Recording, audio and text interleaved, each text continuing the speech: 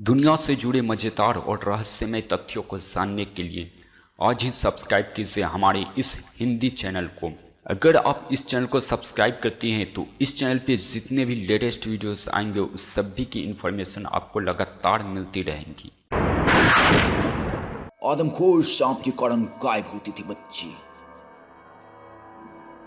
कई शताब्दियों पहले बोर्नियो के मूल निवासियों के एक समूह ने डच हमलावरों से बचने के लिए अपने गांव छोड़ी और घने जंगलों में बस गए।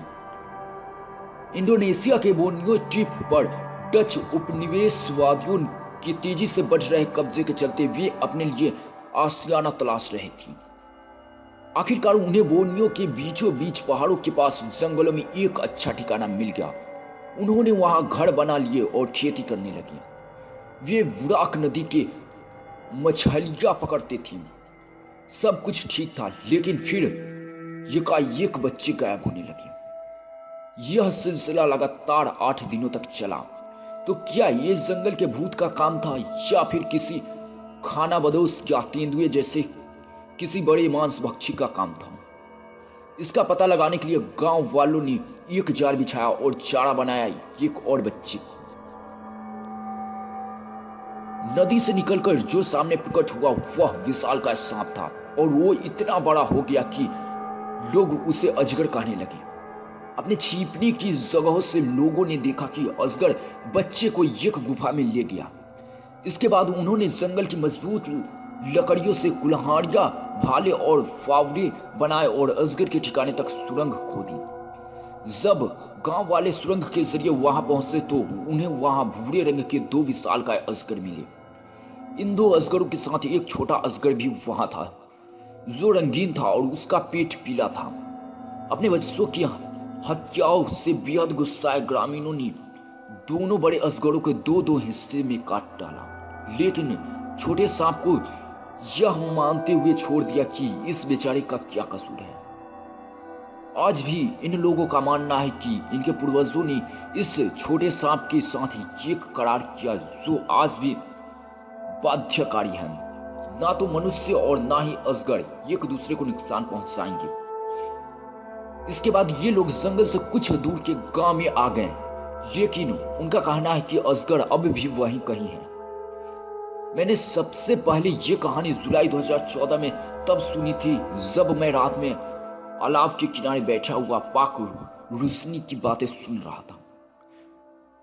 रुसनी तुम्बाग तुजांग के दयाक गांव के बुजुर्ग थे और उनकी उम्र लगभग 54 साल थी। ज्यादातर उन्होंने आराम से बात की थी, लेकिन जैसे ही वे कहानी के आखिर में पहुंचे उनकी आवाज बहुत तेज और जोशीली हो गई। वो मुझे अजगर की गुफा की आकृति, सुरंग और नदी के किनारे की बस्तियों के पास खींचकर ले गए। हमारा कैंप इंडोनेशिया की उत्तरी सीमा में बोर्नियो के बुराक नदी के किनारे पर था।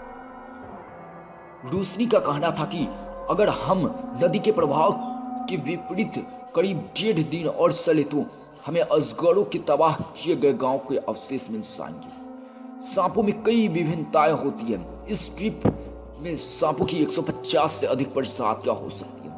न्यूयॉर्क स्थित American museum of natural history की सारा रुएन कहती है ऐसा लगता है कि सांपों का हर परिवार बोर्नियो में रह रहा है और इसमें कोई शक नहीं कि यहाँ कई ऐसी प्रजातियां हैं जिन्हें अभी खोजा नहीं जा सका। कुछ जमीन के नीचे रहते हैं तो कुछ जंगल में सूखे पत्तियों के बीच, कुछ पेड़ों की चोटियों पर एक पेड़ से दूसरे पेड़ पर उड़ते हैं तो कुछ गुफाओं या पानी में रहना पसंद करती हैं। कई सांप मनुष्य की बनाई जगहों, छतों आदि पर भी रहते हैं। वे पहली बार 10 से 15 करोड़ साल पहले देखे गए थे। उनका तेजी से विकास हुआ। उन्होंने अपने जहर से दूसरे जानवरों को मारने के अलग अलग तरीके सीख लिए। कई तरह के सांप पर शक। बोर्नियो में सांपों के अवशेष रॉबर्ट स्टीविंग कहते हैं अधिकांश सांपों में जहर होता है, यहाँ तक कि उनमें भी जिन्हें हानिकारक नहीं माना जाता। सांप के जहर में शिकार में भ्रम पैदा करने के लिए एक प्रोटीन होता है जो शिकार को उनके पास लाने का काम करता है। जैसे कि किंग कोबरा का जहर 100 से अधिक प्रकार का होता है। तो छोटे बच्चों को मारने में कौन से सांप सक्षम थे? ये सांप सबसे ज्यादा संदेह के घेरे में है। लाल सिर वाला करैत, दिखने में सुंदर लेकिन घातक। इसका शरीर चमकदार और काला होता है। सिर और पूंछ चटक लाल करैत का जहर शिकार के नर्वस सिस्टम पर हमला करता है। शिकार के लिए सांप लेना या हिलना डुलना भी नामुमकिन हो जाता। ब्लू कोरल, बोर्नियो के कुछ कोरल सांपों में असामान्य रूप से जहर की बड़ी ग्रंथि होती है, लेकिन ये अजगर के आसपास भी नहीं है। वे जमीन पर बड़ी पत्तियों में खुद को छिपा सकते हैं और अधिकतर दूसरे सांपों को खाकर अपना गुजारा करते हैं। किंग कोबरा, जीवित सांपों में यह सबसे जहरीला है। यह जमीन से ऊपर अपना फन फैला सकता है और अक्सर आपको लगेगा कि यह आपकी आंखों में देख रहा है। सुमात्रन पीठ वाइपर, इनके सिर पर गर्मी की पहचान करने वाले पीठ लगे होते हैं। ये पेड़ पर झाड़ियों में दुबके होते हैं। ये सुस्त होते हैं लेकिन बहुत तेजी से हमला करते हैं। पड़ताल के दौरान अलग अलग कारणों से इन सभी सांपों की वो आदमखोर ड्रैगन होने की संभावना खत्म हो गई। तो फिर वो सांप क्या था? पाइथन, बोर्नियो का पाइथन इस काम का सबसे दावेदार है। धरती पर मौजूद सांपों में ये सबसे बड़ा है। जहर पर यकीन करने के बजाय इनका भरोसा शिकार को निकलने पर होता है। पाइथन अपने अगले शिकार के लिए 1 साल लंबा इंतजार कर सकता है। लेकिन समस्या यह है कि वो अजगर हर लोग रोज एक बच्चा खाते थे। वह पाइथन तो नहीं हो सकते, क्योंकि एक अध्ययन के अनुसार पाइथन औसतन 1 महीने या 4 हफ्तों में भोजन करता है। पाइथन रोज नहीं खाता। यह भी संभव है कि कहानी में बताए गए अजगर कई सांपों की विशेषताओं पर आधारित हो। तिलुक नाग में भी एक अजगर देखा गया है। नागदायक भाषा में अजगर के लिए इस्तेमाल होता है और यह संस्कृत में सांप का नाम है। रूसनी और अन्य ग्रामीण कहते हैं कि वे अब भी पानी के आसपास अजगरों को देखती हैं।